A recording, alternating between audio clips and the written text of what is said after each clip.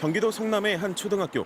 지난 7월 3학년 여학생이 2학년 후배 여학생을 폭행했다는 신고가 접수됩니다. 폭행은 2차례, 모두 학교 화장실에서 벌어졌습니다. 첫 폭행이 있었던 7월 10일, 가해 학생은 방과 후 수업이 끝난 시각 피해 학생을 변기 뚜껑 위에 앉힌 뒤 리코더로 머리를 때렸습니다. 일주일 뒤 피해 학생을 다시 불러 똑같이 변기 위에 앉혔습니다. 손은 뒤로 하고 눈을 감게 한 뒤 주먹으로 눈과 이마를 폭행했습니다. 남들에겐 말하지 말라고 했습니다. 피해 학생은 눈을 포함한 얼굴을 다쳐 피를 흘렸고 전치 9주의 진단을 받았습니다. 지난 9월 학교폭력대책심의위에서 내린 조치는 가해 학생의 학급 교체와 특별교육 10시간 등이었습니다. 이에 대해 김영호 국회 교육위 의원은 학폭 무마 의혹을 제기했습니다. 가해 학생을 전학시키지 않고 반만 바꾼 건 실효성 없는 조치였다는 겁니다. 가장 의아한 것은 지속성이 1점부가 있다는 거예요.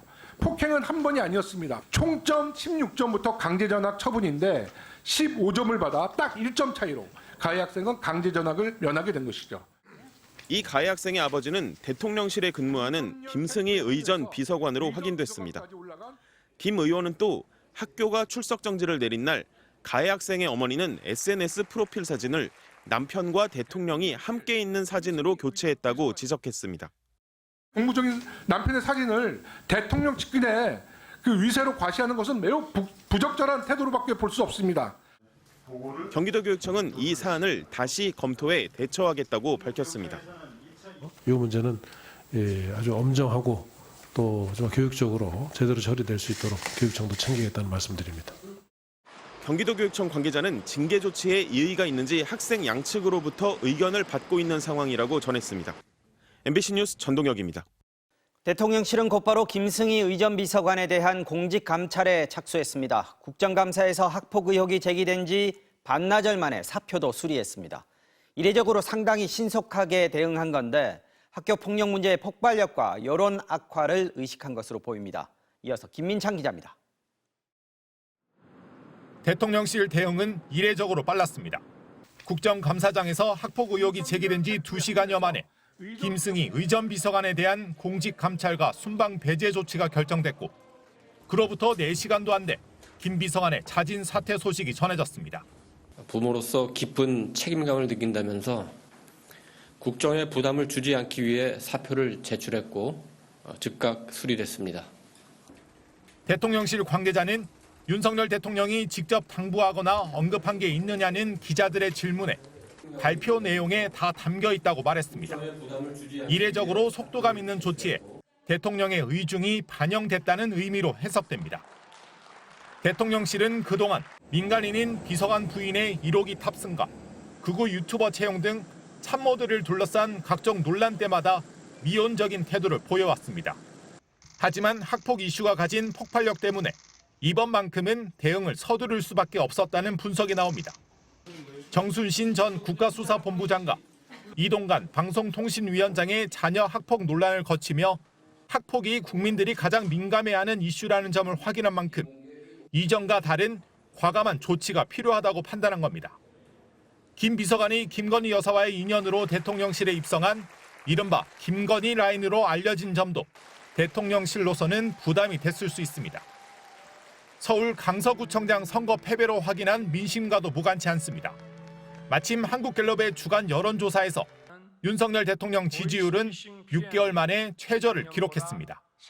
현장과 소통을 강조하며 변화된 모습을 보여주려 할 때 학폭 이슈 때문에 여론이 더 악화될 수 있다는 위기감이 대통령실을 움직인 것으로 보입니다. 야당은 대통령실의 오만함이 자녀 문제로까지 번졌다고 비판했습니다. 가해 학생의 입장을 배려한 조치에 배우의 대통령실 의전 비서관이자 김건희 여사의 최측근이라는 점이 작용한 것이 아닌지 의구심을 지을 수 없습니다. 그러면서 권력형 학폭 무마 의혹에 대해 사실관계를 철저히 확인해야 한다고 지적했습니다. MBC 뉴스 김민찬입니다. 서울시 교육청 국정감사에서도 학폭 논란이 뜨거웠습니다. 이동관 방송통신위원장의 아들이 하나고 재학 당시 벌였던 학교 폭력이 다시 거론된 건데요. 그때 학교폭력위원회를 열지 않은 의혹에 대해 당시 담임이었던 현 하나고 교장은 규정을 잘 몰랐었다고 해명했습니다. 지윤수 기자입니다. 국회 국정감사장의 증인으로 나온 조계성 하나고등학교 교장. 이동관 방송통신위원장의 아들 A군이 하나고에 다녔던 2012년 그의 담임교사였습니다. 야당 의원들은 일제히 당시 왜 학교폭력위를 열지 않은 채 사안을 종결했는지 추궁했습니다. 학폭도 안 열어주고요. 교감한테 학폭 열 상황 아니라고 선생님이 얘기해서 학폭이 안 열린 거잖아요. 이에 대해 조 교장은 절차를 잘 몰랐다며 반성하고 있다고 해명했습니다.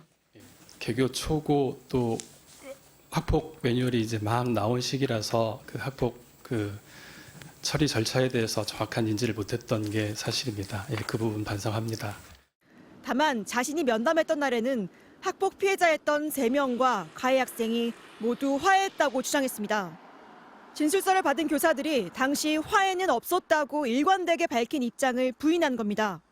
2학년 때 다니고 화해가 다 이루어졌다라고 하고 네. 1학년 때 다니면 화해가 이루어진 바 없다라고 이야기를 하고 제가 그 상담했던 시기와는 조금 시간적 차이가 있습니다. 또 피해 학생들이 남긴 적나라한 폭행 진술서에 대해선 과거와 말이 달라지기도 했습니다.